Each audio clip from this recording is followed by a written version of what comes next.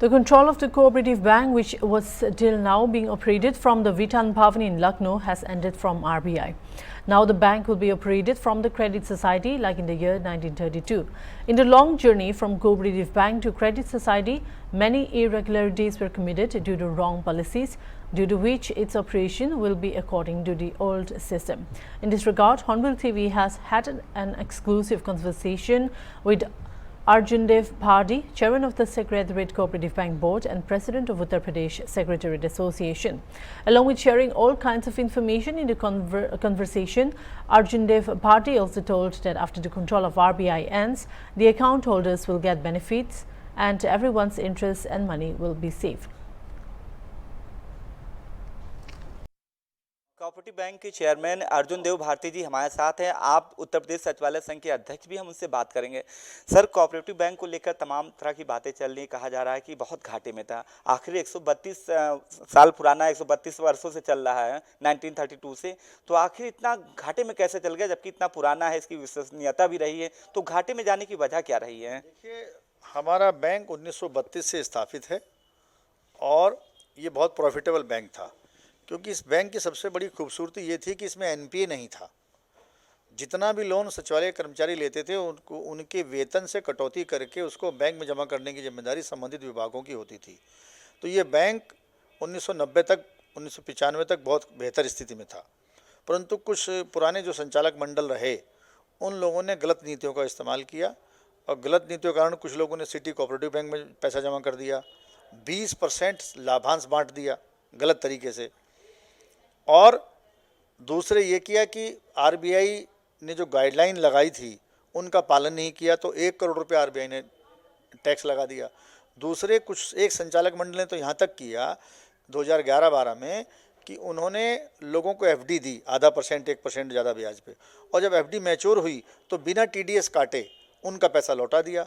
और जब income tax ने यहाँ छापा मारा बैंक में, तो ये पता लगा कि 6.5 करोड़ रुपये इनकम टैक्स वसूल लिया उन्होंने बैंक से।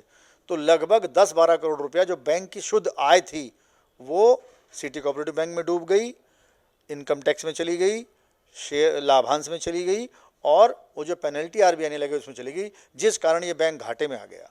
अभी आपने कहा जो लोग उसमें थे वो उनकी गलत नीतियों के कारण, उनकी गलत नीतियों उसमें तमाम जो है सचिवालय संघ के कर्मचारी, चाहे 4th क्लास हो या ऑफिसर रैंक के हों, आखिर उनकी गलत नीति जब चल रही थी, उनकी नीतियां उन पर थोपी जा रही थी, तब आप लोग कहाँ थे? उसका विरोध क्यों नहीं किया? जबकि 1932 से चल रहा, आप कह रहे 19 तक की जो है इसकी क्रेडिबिलिटी थी, उसके बाद धीरे धीरे लॉस होती रही, तो इसका आखिर जब होता रहा तो आप लोगों ने कोई विरोध नहीं किया, या जो खाता धारक थे उनकी तरफ से आवाज़ क्यों नहीं उठाई गई?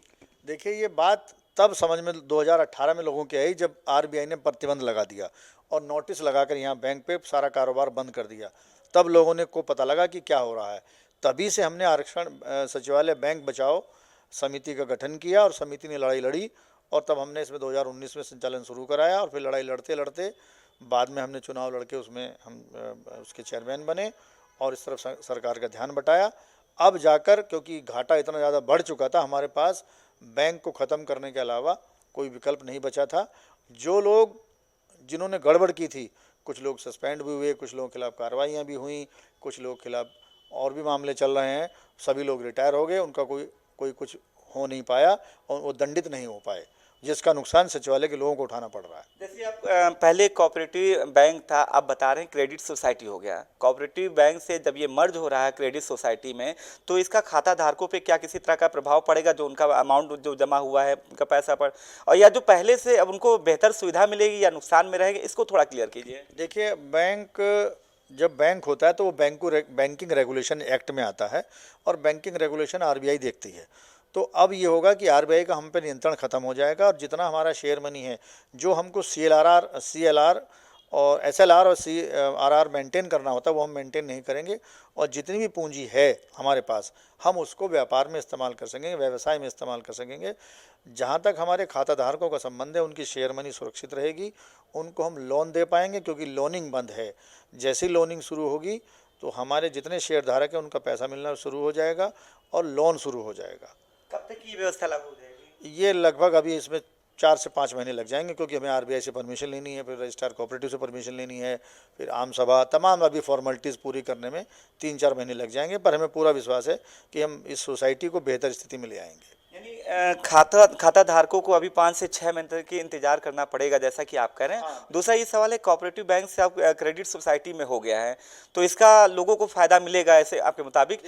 आरबीआई की कंपेयरिंग में, पहले की कंपेयरिंग में, आपकी कंपेयरिंग में कितना फायदा रहेगा खाता धारकों का? पूरा फायदा मिलेगा, क्योंकि अब पूरा प्रबंधकीय नियंत्रण संचालक मंडल के हाथ में आ गया है और पूरे पॉलिसी हमारे हाथ में आ गई है।